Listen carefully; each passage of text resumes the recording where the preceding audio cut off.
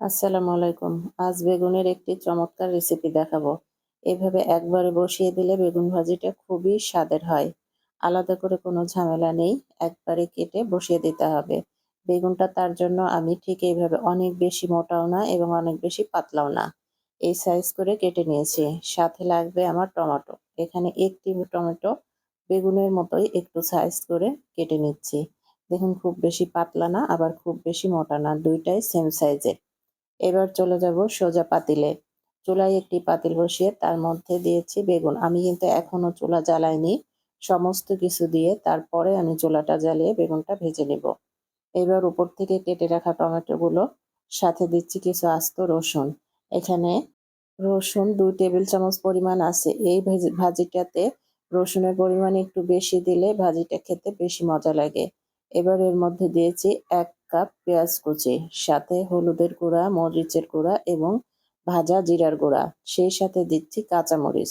সমস্ত মশলাগুলি দিয়ে খুব ভালোভাবে মিশিয়ে নিতে হবে। এবার আমি চুলাটা জ্বালিয়ে দিয়েছি। চুলাটা জ্বালিয়ে দেওয়ার পরে খুবই আস্তে আঁচে সম্পূর্ণ ভাজিটা করে নিতে হবে। এখানে কোনো রকমের তাড়া আঁচ দেওয়া যাবে না যাতে বেগুন পুড়ে যায়। সম্পূর্ণ ভাজিটা আমি করেছি সরিষার তেলে। এখানে সরিষার তেল দিয়ে ভাজিটা করলেই এই বেগুনটার আসল স্বাদ পাওয়া যাবে।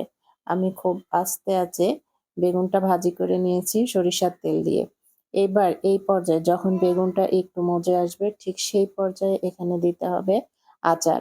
এখানে আমি আমার ঘরে তৈরি জলপাইয়ের মিষ্টি আচারটা ব্যবহার করেছি। এই বেগুন ভাজিটা টক, মিষ্টি, ঝাল ৩ টা কম্বিনেশনে তৈরি হবে। এখানে মিষ্টি আচারটা ব্যবহার করলে এই বেগুন ভাজির স্বাদটা সত্যি খুব ভালো আসে। যাদের ঘরে মিষ্টি আচারটা নাই তারা ইচ্ছা করলে টক আচারটাও দিতে পারেন। তবে এখানে জলপাইয়ের মিষ্টি আচারটা দিলেই এই বেগুনের অরিজিনাল স্বাদটা পাওয়া যাবে। আসলে রান্না তো আমরা সবাই করি। বেগুন সবসময় একই পদ্ধতিতে না খেয়ে যদি এভাবে একটু ভিন্নতা আনা যায় তাহলে তার স্বাদটা কিন্তু মন্দ আসে না।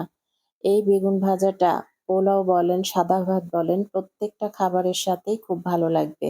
এমনকি রুটির সাথেও ভাজিটা খাওয়া যাবে এবং এর স্বাদটা সত্যি মুখে লেগে থাকার মতো। এখানে আমি শেষের দিকে ধনিয়া পাতা দিয়ে শেষ করেছি। সম্পূর্ণ ভাজিটা আমি খুবই অল্প আঁচে সময় নিয়ে তৈরি করেছি। তৈরি হয়ে গেল আমার মজাদার বেগুন ভাজা। এই বেগুন ভাজাটা সত্যি মুখে লেগে থাকার মতো। এটা যেমন টেস্টি হয় তেমনি দেখতে। ভাত বলেন, রুটি বলেন এবং পোলাও যেকোনো খাবারের সাথেই বেগুন ভাজিটা অপূর্ব স্বাদের লাগে। আশা করি আজকের রেসিপিটা আপনাদের ভালো লেগেছে। ভালো লাগলে লাইক, কমেন্ট, শেয়ার দিয়ে পাশে থাকবেন। আল্লাহ হাফেজ।